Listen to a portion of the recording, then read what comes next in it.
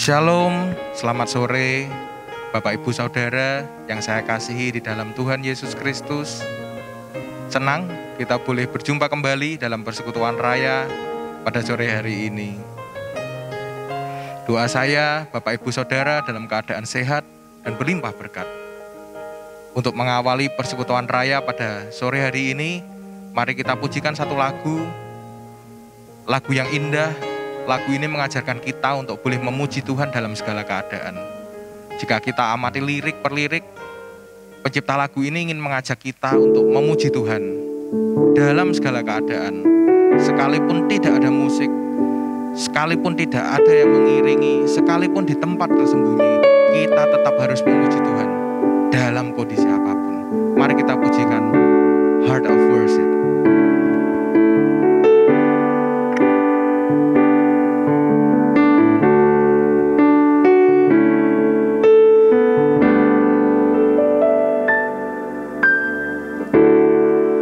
When the music fades and all is stripped away, and I simply come, longing just to bring something that's of worth that will bless your heart.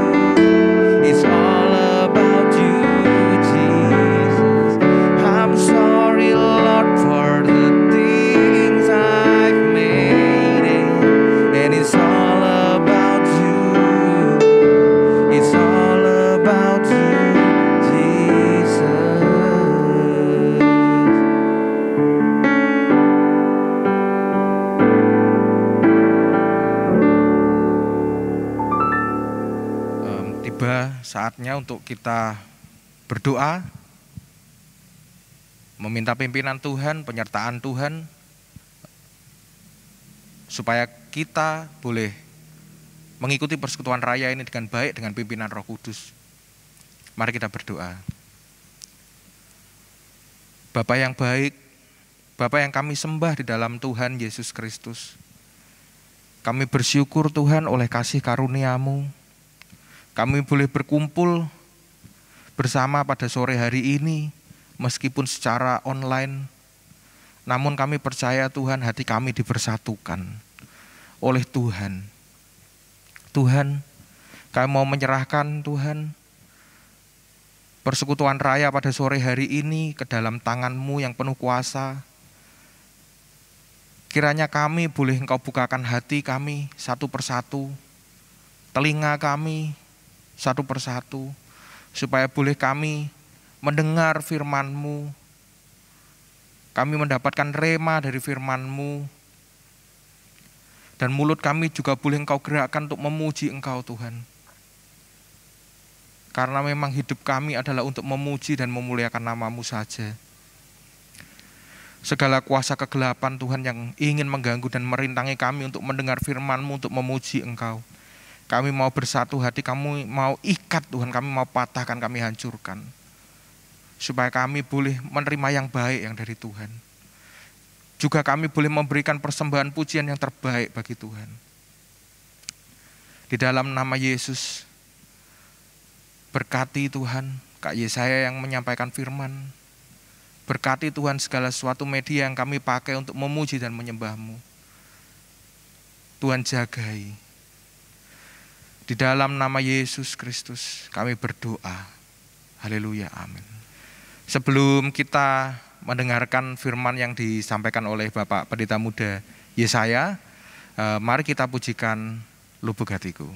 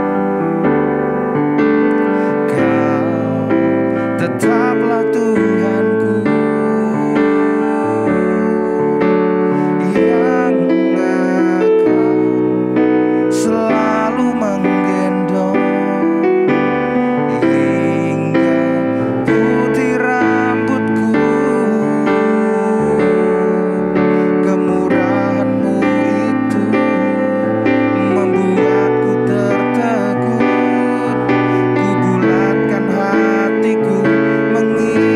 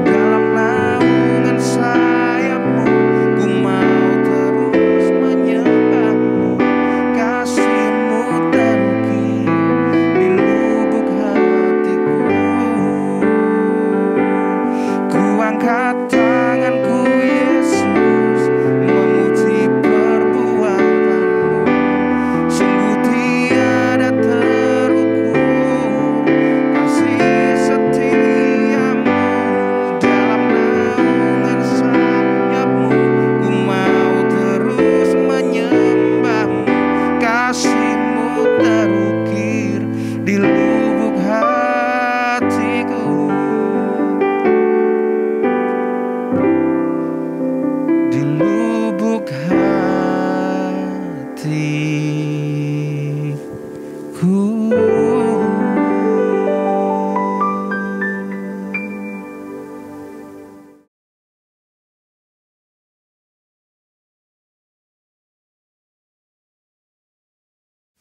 Selamat malam Bapak, Ibu, dan Saudara sekalian yang saya kasihi dalam Tuhan.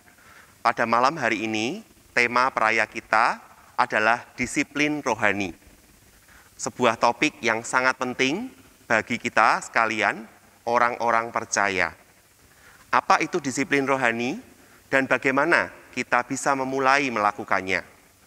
Hal ini akan kita bahas dalam peraya malam hari ini. Namun sebelum itu, Bapak, Ibu, dan Saudara sekalian, saya ingin mengajak Bapak, Ibu untuk melihat dua ayat firman Tuhan. Mari kita buka. Yang pertama dari Roma pasal 8 ayat 29. Roma pasal 8 ayat 29 dikatakan, sebab semua orang yang dipilihnya dari semula, mereka juga ditentukannya dari semula untuk menjadi serupa dengan gambaran anaknya, supaya ia, anaknya itu, menjadi yang sulung di antara banyak saudara. Ayat yang kedua saya ambil dari 1 Yohanes pasal 3 ayat 2. 1 Yohanes pasal 3 ayat 2. Saya akan bacakan. Saudara-saudaraku yang kekasih, sekarang kita adalah anak-anak Allah. Tetapi belum nyata apa keadaan kita kelak. Akan tetapi kita tahu bahwa apabila Kristus menyatakan dirinya, kita akan menjadi sama seperti Dia. Sebab kita akan melihat Dia dalam keadaannya yang sebenarnya. Dari dua ayat firman Tuhan yang tadi sudah saya bacakan untuk Bapak, Ibu, dan Saudara sekalian, kita tentu dapat menyimpulkan bahwa tujuan Allah mengutus Yesus Kristus untuk datang ke dalam dunia ini adalah untuk menyelamatkan umat manusia, untuk menyediakan hidup kekal bagi kita, untuk menjanjikan surga bagi setiap kita. Namun bukan hanya itu, kita juga tahu bahwa ternyata Allah menghendaki agar kita semakin mengenal Dia dan bertumbuh untuk menjadi serupa dengan gambaran anaknya, yaitu Yesus Kristus Tuhan kita. Dua ayat tadi dengan jelas menyebutkan bahwa Allah sangat merindukan supaya kita ini boleh terus bertumbuh untuk menjadi serupa dengan Yesus. Dan saudaraku, ketika Allah menghendaki agar kita bertumbuh mengenal Dia dan menjadi seperti Kristus, hal itu tidak terjadi secara otomatis. Kita tidak bisa hanya menunggu dan menanti saja hal itu tiba-tiba terjadi atas kita, melainkan kita ini harus mengejarnya. Seorang penulis buku bernama Marjorie J. Thompson mengatakan, kita diciptakan untuk berelasi dengan Allah. Sampai relasi itu dicari dan ditemukan, akan selalu ada kekosongan eksistensial dalam inti keberadaan diri kita. Coba sekarang saudara renungkan pernyataan yang tadi saya bacakan. Kita diciptakan untuk berelasi dengan Allah.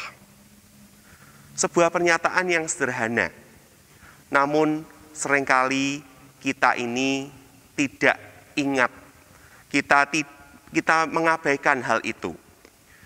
Kita diciptakan untuk berelasi dengan Allah. Dan Allah rindu untuk juga berelasi dengan kita. Karena itu, kalau kita tidak mencarinya, kita tidak berusaha untuk berelasi dengan Allah, maka akan ada kekosongan di dalam hati kita. Saudaraku yang dikasihi Tuhan, kita bersyukur bahwa sebagai anak-anak Allah, ketika kita diselamatkan, kita ini dikaruniai Roh Kudus dalam kehidupan kita. Kehadiran Roh Kudus dalam hidup setiap orang percaya itu menumbuhkan kelaparan yang kudus atau holy hunger yang tidak kita miliki sebelumnya. Roh Kudus ini menolong kita untuk kita boleh semakin mengenal siapa Allah dan bertumbuh untuk menjadi seperti Kristus. Nah, saudaraku, tentu pertanyaannya kemudian adalah bagaimana kita ini bisa menjadi lebih serupa dengan Kristus. Jadi sekali lagi saudara ya, saya ingin katakan bahwa kerinduan hati Allah ketika menyelamatkan kita bukan saja untuk menjanjikan surga, tetapi Allah juga ingin supaya kita mengenal Dia dan kita bertumbuh untuk menjadi serupa dengan gambaran anaknya, yaitu Yesus. Pertanyaannya, bagaimana caranya supaya kita bisa menjadi serupa dengan Kristus? Nah, disinilah saudara, saya kira disiplin rohani menjadi jawabannya. Saya ingin mengajak kita, saudara, kembali membuka Alkitab kita, karena ini akan menjadi dasar dari praktik disiplin rohani. Mari kita buka di dalam surat 1 Timotius pasal 4, ayat 7b dan 8. 1 Timotius pasal 4, ayat 7b dan ayat 8. Saya akan bacakan untuk kita, saudara. Latihlah dirimu beribadah. Latihan badani terbatas gunanya. Tetapi ibadah itu berguna dalam segala hal, karena mengandung janji, baik untuk hidup ini, maupun untuk hidup yang akan datang. Ayat firman Tuhan ini, sekali lagi seperti saya katakan tadi, menjadi dasar dari disiplin rohani. Konteks dari ayat ini adalah pada saat itu muncul berbagai ajaran-ajaran yang tidak sehat di dalam kehidupan jemaat yang dipimpin oleh atau dilayani oleh Timotius. Oleh karena itu, Rasul Paulus menasehatkan kepada Timotius agar dia tekun mempelajari firman Tuhan dan memegang doktrin-doktrin yang selama ini telah diterimanya. Nah, saudara, saya juga ingin mengajak kita melihat terjemahan dari 1 Timotius 4 ayat 7b ini dalam beberapa Alkitab berbahasa Inggris. Yang pertama adalah dari KJV atau King James Version.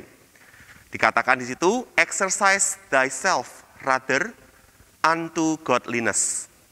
For bodily exercise profiteth little, but godliness is profitable unto all things, having promise of the life that now is, and of that which is to come.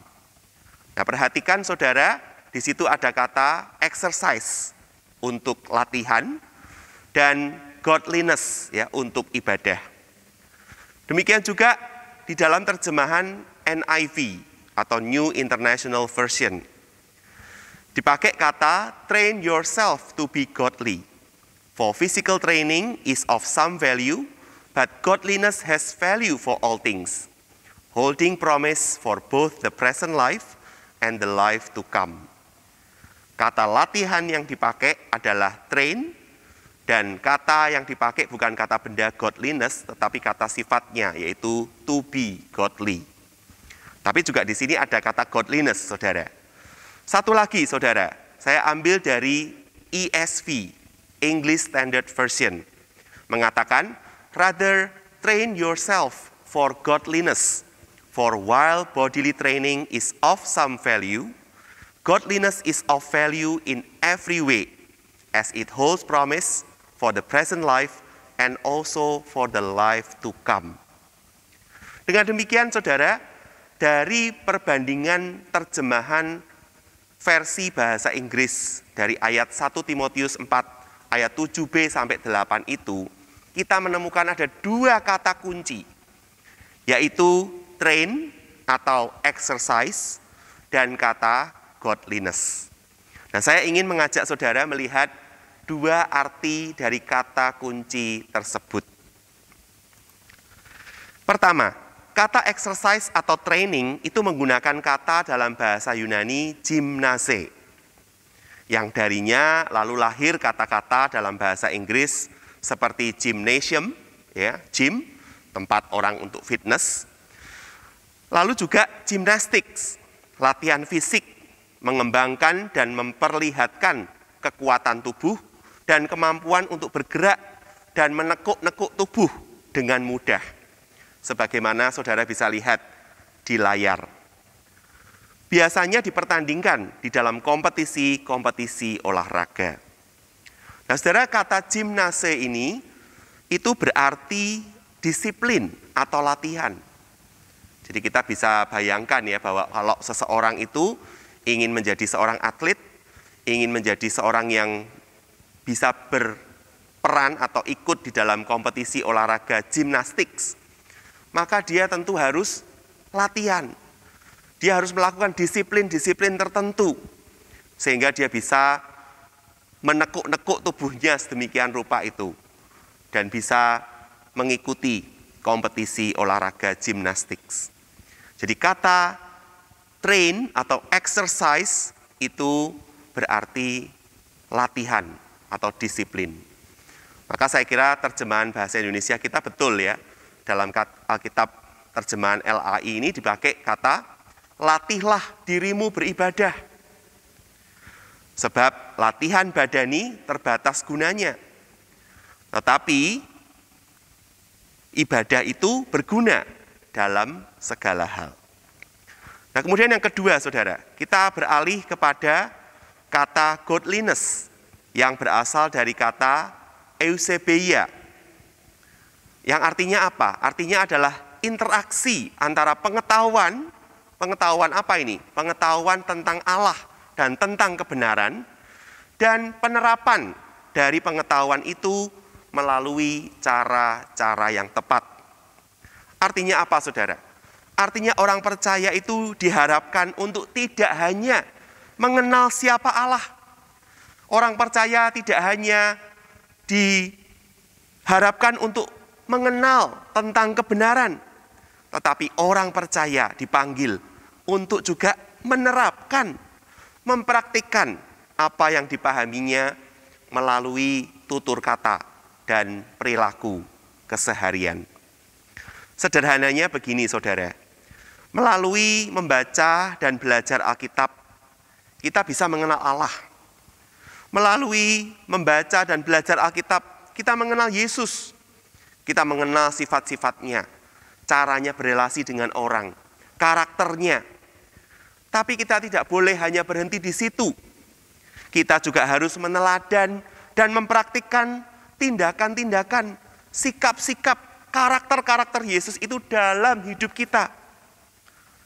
Nah, dalam bahasa sehari-hari, saudara, ada satu kata yang saya kira juga bisa menolong kita untuk memahami, yaitu kata integritas. Integritas itu adalah kesesuaian antara pikiran, perasaan, dan perbuatan. Jadi apa yang dipikirkan oleh seseorang, apa yang dia percayai, apa yang dia yakini, itulah yang juga dia praktekkan di dalam hidupnya. Nah, itu orang berintegritas.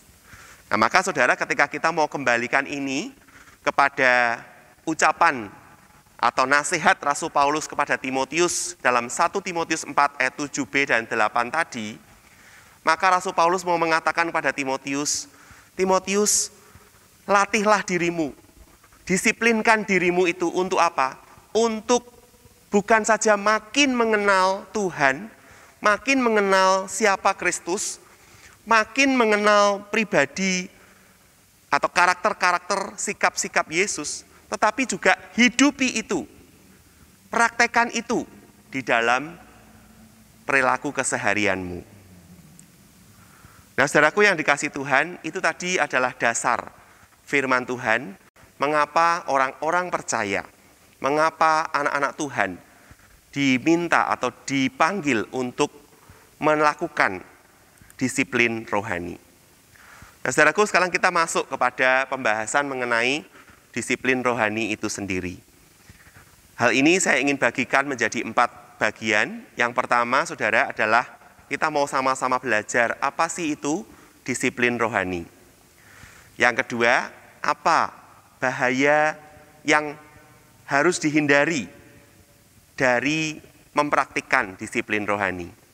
Yang ketiga, contoh-contoh disiplin rohani. Nah, nanti saya akan angkat 2 contoh, saudara. Dan yang terakhir adalah bagaimana kita bisa memulai disiplin rohani. Nah, mari kita mulai dari yang pertama ya. Apa itu disiplin rohani? Disiplin rohani adalah praktik-praktik yang ditemukan dalam Alkitab, yang dilakukan dengan sengaja, jadi intensional begitu ya, dan rutin. Rutinnya ini tentu bisa macam-macam ya, bisa sebulan sekali, 3 bulan sekali, setahun 2 kali gitu ya. Setiap hari, tentu ada yang perlu setiap hari. Dan membantu pertumbuhan rohani orang-orang percaya dalam Injil Yesus Kristus. Nah itu saudara ya. Nah tentu setiap orang, setiap penulis mempunyai definisinya sendiri-sendiri. Tapi saya mencoba untuk merangkum apa yang coba saya pelajari. Dan inilah disiplin rohani itu. Praktik-praktik yang ada dalam Alkitab dilakukan dengan sengaja dan rutin untuk membantu pertumbuhan rohani orang percaya. Nah, disiplin rohani itu sendiri, saudara, ada 2 jenis. Yang pertama adalah disiplin rohani pribadi. Dan yang kedua adalah disiplin rohani interpersonal. Nah, apa bedanya kedua jenis disiplin rohani ini? Yang pertama tentu dilakukan oleh satu orang secara pribadi. Dan yang kedua adalah disiplin itu dilakukan bersama-sama dengan orang lain. Jadi misalnya saudara, orang Kristen selayaknya membaca dan mempelajari firman Tuhan secara pribadi. Tapi mereka juga perlu mendengarkan dan mempelajari firman Tuhan itu bersama-sama dengan orang lain atau dengan jemaat yang lain. Nah saudara, orang Kristen bisa mengalami Allah. Orang Kristen bisa mengenal Allah. Orang Kristen bisa makin bertumbuh menjadi serupa dengan Kristus.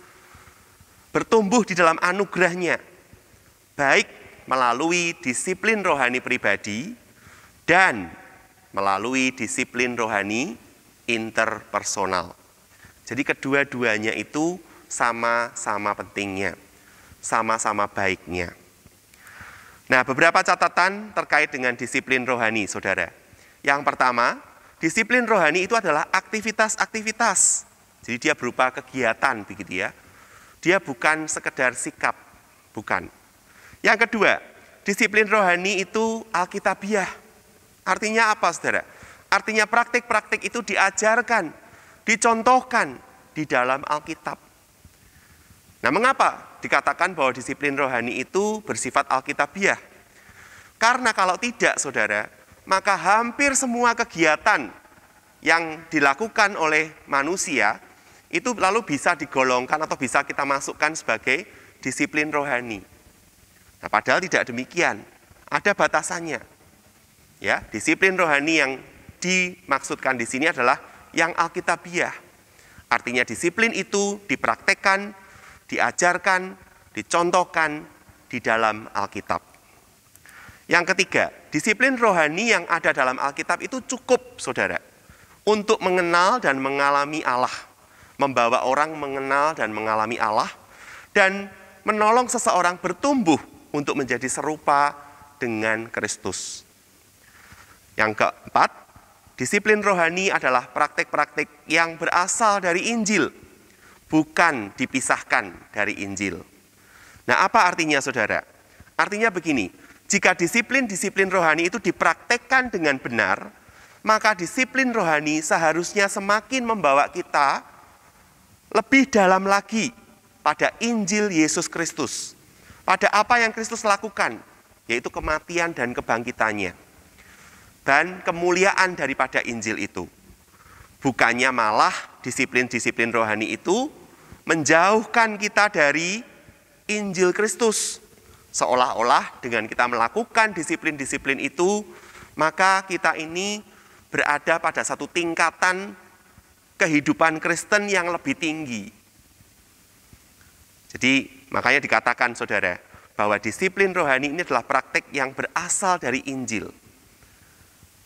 Semakin kita melakukan disiplin rohani itu, semakin kita itu lebih dalam lagi menghayati Injil Yesus Kristus dan kemuliaannya. Semakin kita lebih menghargai akan apa yang Kristus sudah lakukan, kematian dan kebangkitannya untuk kita. Terakhir, disiplin rohani adalah sarana, bukan tujuan. Tujuan mempraktikkan disiplin rohani adalah tadi saudara, godliness. Kita makin mengenal, menghayati, meneladan, dan mempraktikkan kehidupan dan hati Kristus. Semangat Kristus. Itu adalah tujuan daripada disiplin rohani. Tapi disiplin rohani itu sendiri, praktiknya itu sendiri adalah sarana. Nah saudara, berikut ini beberapa contoh-contoh disiplin rohani. Ya, saudara bisa baca di dalam slide yang saya tayangkan ya. Kemudian juga ada, ya seperti saudara bisa lihat. Nah, kemudian saudara, kita akan lanjut kepada hal yang berikutnya, yaitu bahaya-bahaya atau jebakan yang harus dihindari ketika seseorang melakukan disiplin rohani. Paling tidak ada dua bahaya, saudara. Bahaya yang pertama adalah motivasi yang salah. Nah, ini kita bisa lihat di dalam kehidupan orang-orang Farisi pada zaman Yesus. Apa kurangnya mereka kalau kita bicara soal disiplin rohani? Mereka tiap hari kerjanya mempelajari, meneliti hukum Taurat, kitab-kitab, ya. Mereka juga berpuasa, mereka juga berdoa. Namun sayang, orang-orang Farisi itu melakukan disiplin rohani dengan sangat ketat, dengan sangat baik, tetapi itu tidak membawa mereka untuk mengenal siapa Yesus yang sesungguhnya. Bahkan orang-orang Farisi membenci Yesus. Mereka tidak suka dengan apa yang Yesus kerjakan. Nah ini saudara ya, oleh karena orang-orang Farisi memiliki motivasi yang salah. Untuk apa mereka berpuasa? Untuk apa mereka berdoa? Untuk apa mereka memberi sedekah? Rupanya mungkin ya saudara.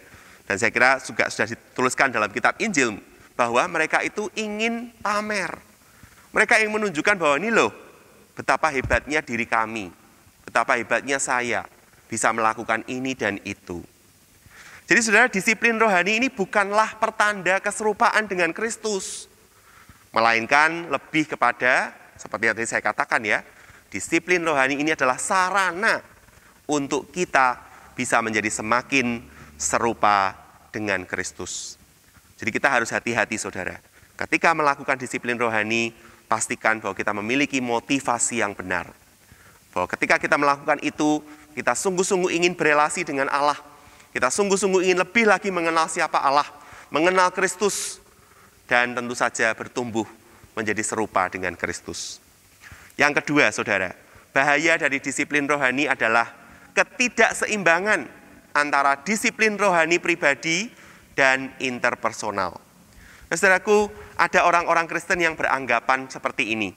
Sudahlah, saya cukup berdoa dan baca Alkitab di rumah saja. Saya tidak usah ke gereja, tidak apa-apa kok. Saya tidak usah ikut-ikut persekutuan. Saya cukup di rumah baca Alkitab, ya, berdoa, puasa juga saya bisa lakukan sendiri. Nah ini salah saudara. Demikian juga sebaliknya.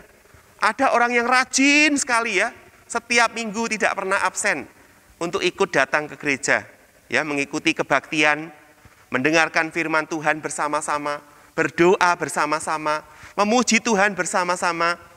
Tapi begitu pulang dari gereja, sudah tidak melakukan semuanya itu ya. Dari Senin sampai Sabtu sudah lupa ya, Alkitabnya cuma ditaruh di rak mungkin ya. Dan tidak dibuka-buka. Ya, tidak lagi mungkin berdoa ya, berdoa kalau ingat mungkin. Nah, ini juga keliru saudara. Nah, inilah yang tadi saya maksudkan ya, ketika kita mempraktekkan disiplin rohani, kita harus seimbang saudara. Antara disiplin rohani pribadi dan disiplin rohani interpersonal. Kedua-duanya harus berjalan beriringan. Tidak bisa berat sebelah. Nah, saudaraku yang dikasihi Tuhan, sekarang kita akan masuk pada contoh. Ya, saya akan memberikan 2 contoh disiplin rohani saat ini. Yang pertama adalah solitude atau keheningan. Nah, saudara, kita ini hidup dalam dunia yang hingar-bingar, dunia yang bising. Di mana-mana kita dengar suara, saudara. Kalau kita keluar rumah, kita dengar suara kendaraan, ya, lalu lalang. Kalau kita ke mall, kita akan mendengarkan lagu-lagu diputar. Kalau kita ke pasar, demikian juga. Lagunya malah mungkin lagu dangdut, gitu. Dan kemudian juga kita dengar suara orang-orang berbicara. Jadi kita ini tidak pernah lepas, saudara, dari suara-suara itu. Apalagi dengan kemajuan teknologi sekarang ini, saudara ya. Orang ini hampir setiap hari tidak bisa lepas dari gadgetnya. Entah untuk menonton film, entah itu untuk mendengarkan musik atau lagu, entah itu untuk mungkin bercakap-cakap, ya, chat gitu ya, lewat WA, ataupun melihat-lihat sosial media atau akun-akun milik orang lain. Jadi saudara, kalau kita itu berada dalam suasana yang sepi, ya, sunyi, itu rasanya nggak nyaman gitu ya. Terus makanya kalau saudara bayangkan ya di rumah gitu ya, tiba-tiba tidak ada apa-apa, tidak ada suara apapun, kita tuh jadi gelisah gitu ya. Lalu kita mulai ambil remote dan kita hidupkan TV. Lalu kita mungkin mulai pasang radio, ya, setel musik. Nah, karena apa? Karena kita tidak nyaman, saudara, dengan yang namanya keheningan. Seorang teolog bernama Dietrich Bonhoeffer mengatakan, kita begitu takut akan kesunyian, sehingga kita mengejar diri kita sendiri dari satu kegiatan ke kegiatan lainnya. Supaya kita tidak harus menghabiskan waktu berada sendirian dengan diri kita sendiri.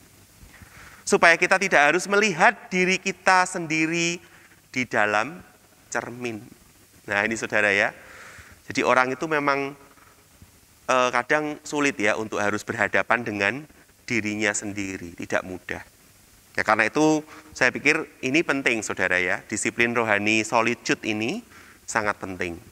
Seorang penulis buku bernama David Mathis mengatakan, kita manusia, kita bukan mesin. Kita diciptakan dengan ritme berdiam diri dan bersuara. Jadi maksudnya itu ada saat-saat di mana kita bicara, ada saat-saat di mana kita diam. Ada saat-saat kita itu bersama dengan komunitas, rame-rame begitu saudara, tapi juga ada saatnya kita berada dalam keheningan. Tidak sehat untuk selalu berada bersama dengan orang lain di sekitar kita. Dan tidak sehat juga kalau kita ini jarang menginginkan berada bersama dengan orang lain. Jadi pengennya dewean terus gitu ya, sendiri terus, itu juga aneh saudara ya. Tapi juga tidak lalu, wah aku kumpul terus ya, pergi terus dengan orang-orang, tidak bisa juga saudara. Ya, dia katakan tidak sehat. Nah, solitude ini apa saudara? Solitude ini adalah sesuatu kegiatan ya, praktek tadi kan ya, di mana kita ini menjadwalkan waktu yang tidak terputus, ya, uninterrupted, tidak boleh ada yang menginterupsi, dalam sebuah lingkungan yang bebas gangguan, di mana kita bisa berada sendiri dengan siapa saudara? Dengan Allah. Nah, ini mungkin saudara ketika membaca ini mengatakan ya, wah angel pak, aku bedino saudara dengan apa nih, dengan keluarga saya kok di rumah ya, saya ketemu anak saya harus ngurus ini, beli itu, belanja ini, ya, mempersiapkan ini dan itu, wah angel, nek untuk harus solitude. Nah, justru itu saudara. Saya belakangan ini ketika pandemi terjadi saudara ya, saya diingatkan lagi tentang hal ini saudara.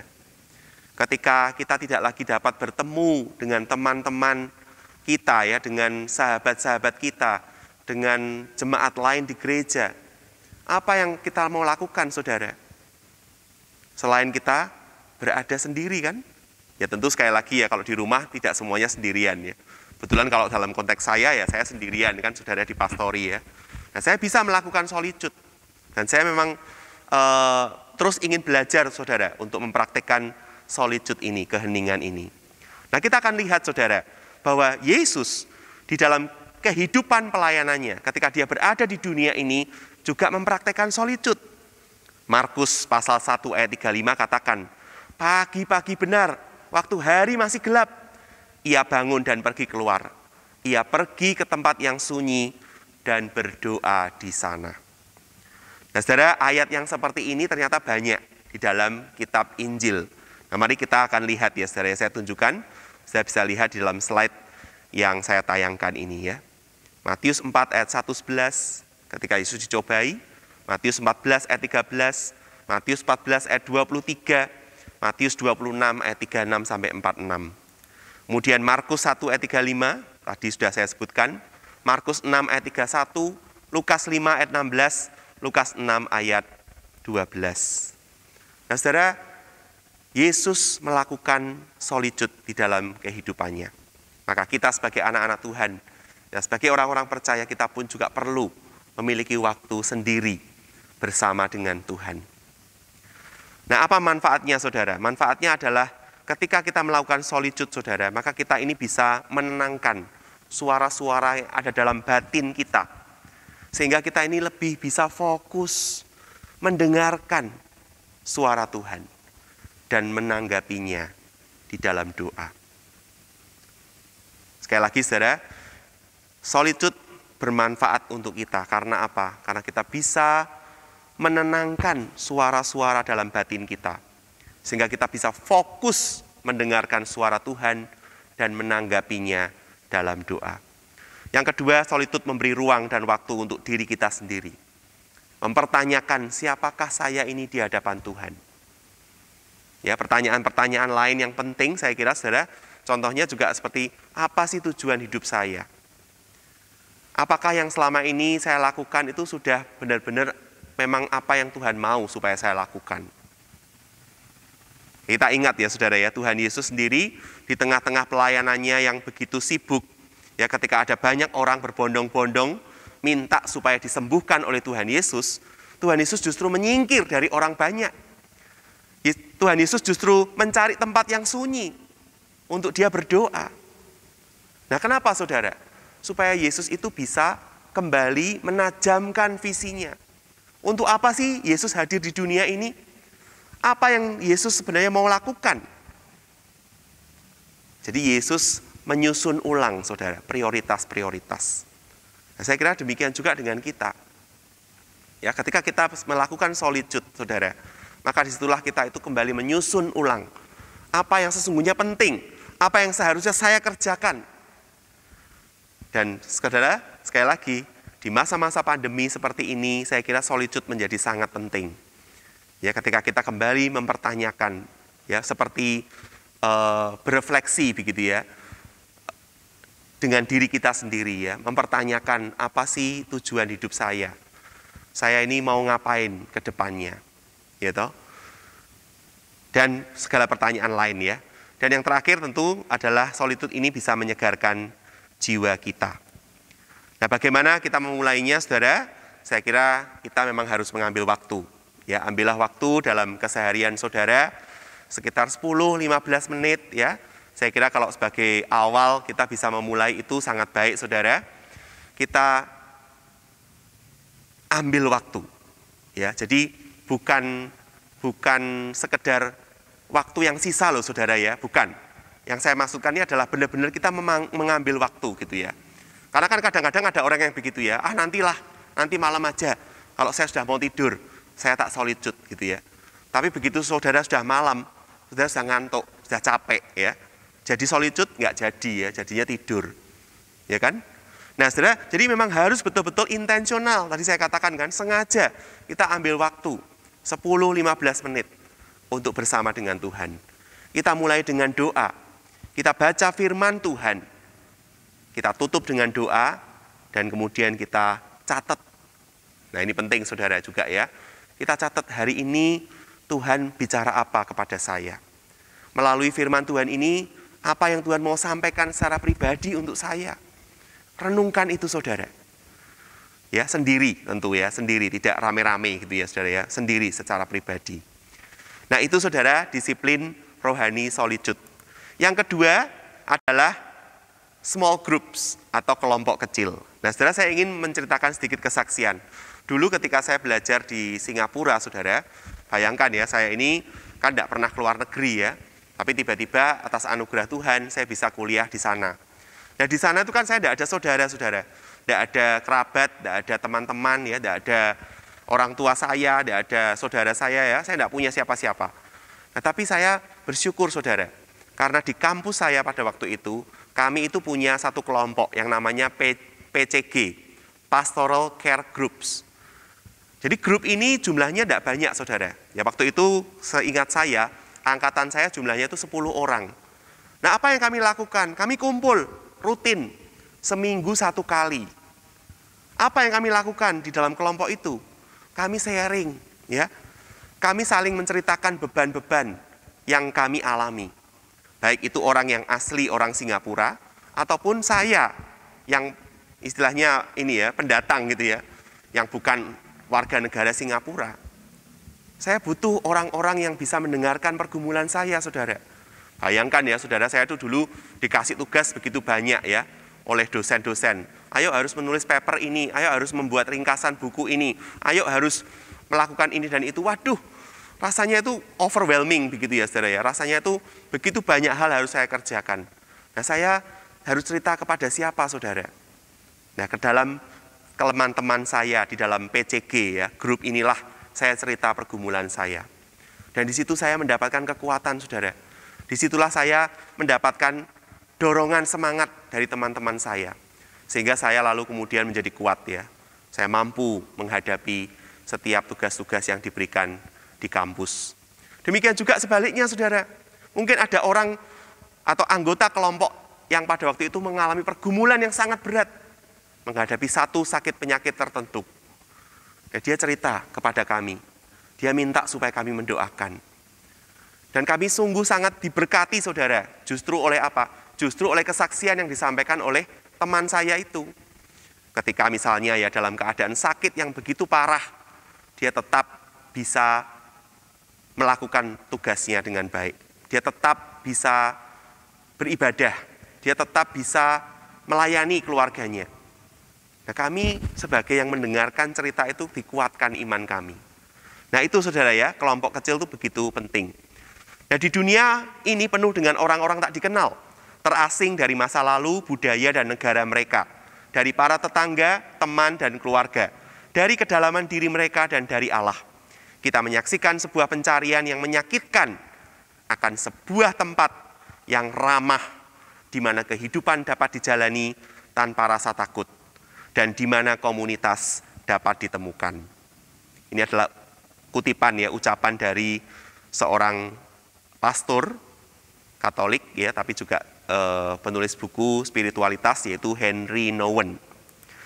Nah, apa itu kelompok kecil atau small group? Kelompok kecil ini dengan sengaja menghubungkan orang-orang secara rutin bertemu untuk saling membantu bertumbuh dalam kasih Allah dan mengerjakan kehendaknya. Small group juga ada dalam Alkitab, saudara ya, dasar-dasar Alkitabnya, Mazmur 133 ayat 1, Pengkhotbah 4 ayat 12, Ibrani 10 ayat 25. Semua ayat-ayat ini menekankan pentingnya untuk berada dalam sebuah komunitas. Pentingnya untuk bersekutu bersama dengan orang-orang percaya yang lain. Nah, manfaatnya apa, saudara, dalam small group ini? Yang pertama, kita bisa berjalan bersama dengan Tuhan dan sesama. Nah ini saudara ya. Jadi perjalanan hidup kita ini, perjalanan hidup rohani ini tidak bisa dijalani sendiri, saudara. Kita butuh teman seperjalanan ya. Kita butuh teman-teman yang lain yang juga melakukan perziarahan rohani. Yang kedua, kita punya komunitas yang aman dan mendukung. Jadi apa yang kita ceritakan, pergumulan-pergumulan hidup kita itu tidak akan bocor kemana-mana gitulah ya, saudara ya, aman kan? Dan orang-orang akan belajar untuk memahami kita, mendukung kita. Kita bertumbuh dalam kasih Allah dan mengalami transformasi pribadi.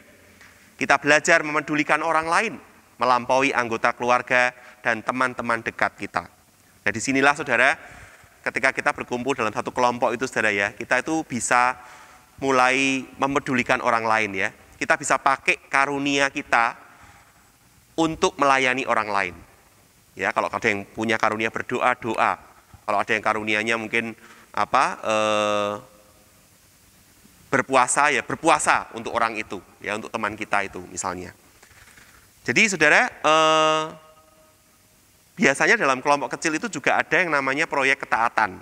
Ya, jadi mereka bisa bersama-sama itu sepakat, yuk kita kumpulin uang, gimana kalau kita bantu untuk saudara-saudara kita yang mengalami kekurangan. Nah, itu juga bisa dilakukan saudara dalam kelompok kecil. Kita belajar untuk berbagi hidup dengan orang-orang yang berbeda dengan kita. Nah, ini uniknya juga saudara ya, dalam kelompok kecil itu kita ketemu dengan orang-orang yang nggak sama dengan kita. Tapi gimana kita bisa berelasi? Bagaimana kita bisa belajar justru dari orang-orang yang mungkin karakternya, sifatnya ya berbeda dengan kita. Nah, itu saudara ya manfaat daripada small group. Bagaimana cara memulai small group? Saya kira saudara kalau dalam konteks kita di GKMI Kudus, maka saya kira kita harus bergabung dalam salah satu KTB. Lalu secara teratur kita berkumpul untuk belajar firman, berdoa, sharing, saling mendukung dan menguatkan. Kita mengembangkan karunia dan bakat kita di situ untuk memberkati orang lain. Ya, kalau saudara mungkin tidak biasa mimpin pujian misalkan, tidak usah mimpin pujian di kebaktian dulu atau di peraya. Mimpin pujiannya di kelompok kecil dulu. Ya, bersikap terbuka terhadap orang lain, mendengarkan ide dan pendapat mereka dari sahabat-sahabat dalam kelompok tentang hidup dan perjalananku. Jadi artinya apa saudara? Kita berani juga ya. Kita berani terbuka, kita berani menceritakan pergumulan yang kita alami. Nah saudara, apa persamaan dari dua disiplin rohani yang saya sebutkan tadi? Persamaannya adalah di dalam solitude maupun small group ada pembelajaran firman Tuhan, ya, ada doa. Dan kedua-duanya itu baik untuk pertumbuhan pribadi kita dan pertumbuhan orang lain. Dan kedua-duanya juga dilakukan oleh Tuhan Yesus, bukan? Yesus berdoa, mencari tempat yang sunyi, berdoa dengan Bapanya, dan pada saat yang lain, Yesus berkumpul dengan murid-muridnya. Lalu apa perbedaannya? Nah, saudara bisa lihat nih ya, saya coba bikin perbedaannya. Jelas perbedaannya kalau solitude dilakukan pribadi, small group dilakukan bersama-sama. Kalau solitude sedapat-dapatnya saudara ya, tentu kita nggak bisa menghindari kalau ada suara-suara kendaraan atau apa ya. Tapi sedapat mungkin tidak ada suara apapun. Sementara kalau di small group, wah mungkin ramai sekali ya. Orang saling sharing ya, orang saling cerita begitu ya. Orientasinya solitude adalah relasi kita dengan Allah. Tapi kalau dalam small group, relasi kita dengan Allah, tapi juga dengan sesama kita. Nah akhirnya saudara, saya akan menutup dari ucapan Dietrich Bonhoeffer dalam bukunya Living Together atau Hidup Bersama. Dia mengatakan demikian, orang yang menginginkan persekutuan tanpa kesendirian, terjun dalam kehampaan kata-kata dan perasaan. Jadi ini yang sukanya kumpul-kumpul saja ya, tapi tidak pernah berada sendiri. Dia akan terjun dalam kehampaan kata-kata dan perasaan. Sebaliknya, orang yang mencari kesendirian, ya sukanya menyendiri, sendiri aja, aku baik Tuhan aja, begitu ya. Tanpa persekutuan, maka orang tersebut akan binasa dalam jurang kesombongan, karena merasa dirinya bisa, tidak usah ada orang lain, tidak apa-apa, tidak dibantu pun oke. Cinta akan diri sendiri, dan keputusasaan. Nah, maka saudara, menjadi kerinduan saya secara pribadi, Bapak, Ibu, Saudara sekalian yang menyaksikan peraya pada malam hari ini, mari kita melakukan disiplin rohani dalam kehidupan kita. Baik itu disiplin rohani yang pribadi ataupun interpersonal. Dan contohnya tadi ada yaitu solitude yang kita lakukan sendiri dan small group atau kelompok kecil. Keduanya berjalan beriringan dan saya percaya ketika kita melakukan hal itu, maka godliness, ya, pengetahuan kita akan Allah, pengetahuan kita akan Kristus, pengenalan kita akan Kristus, kasih-Nya, itu akan, dan juga kita semakin bertumbuh ya di dalam keserupaan dengan Kristus yang adalah Tuhan dan Juru Selamat kita. Kiranya Tuhan memberkati kita sekalian. Amin. Terima kasih untuk pendeta muda Yesaya yang sudah menyampaikan firman. Saya yakin pasti menjadi berkat bagi Bapak Ibu Saudara Jemaat GKMI. Mari kita pujikan lagu yang terakhir dalam persekutuan raya kita pada sore hari ini.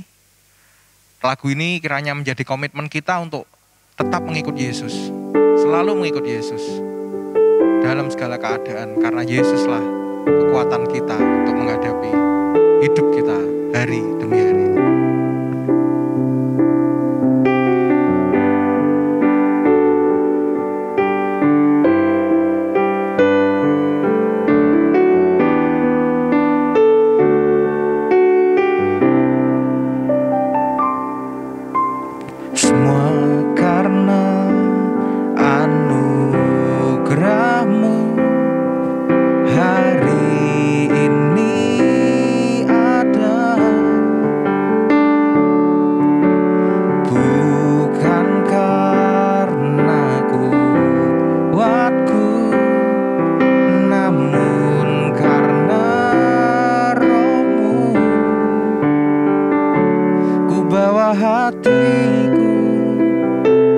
Penyembahan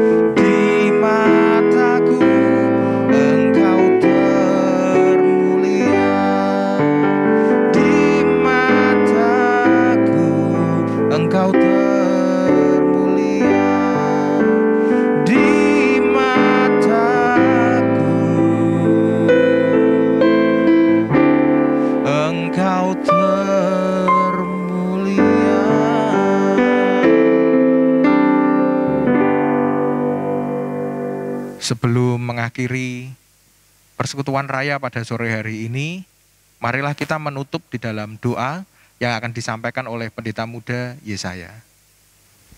Bapak, Ibu, dan saudara sekalian yang dikasihi Tuhan, mari kita masuk di dalam doa.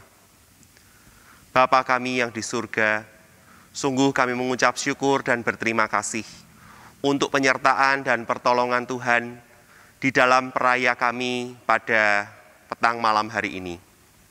Kiranya Tuhan, apa yang sudah bersama-sama kami pelajari pada hari ini, boleh kami pahami, kami hayati, dan terlebih Tuhan kami praktikkan di dalam kehidupan kami sehari-hari, juga khususnya di masa pandemi ini.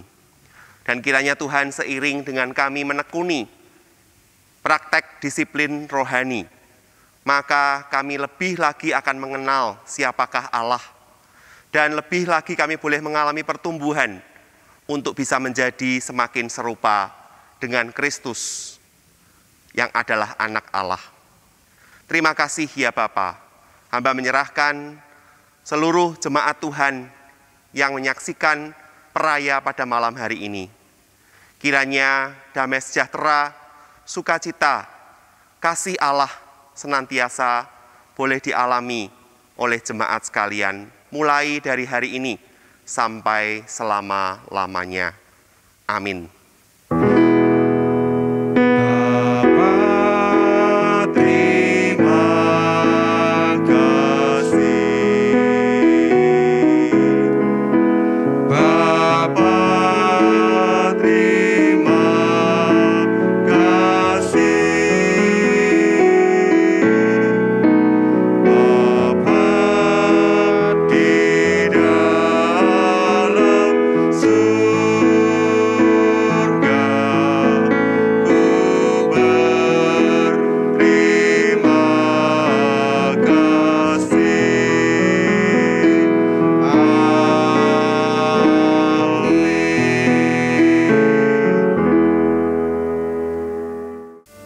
Bapak, Ibu, Saudara, persekutuan raya pada sore hari ini telah selesai. Sampai berjumpa kembali dalam persekutuan raya selanjutnya. Tuhan Yesus memberkati.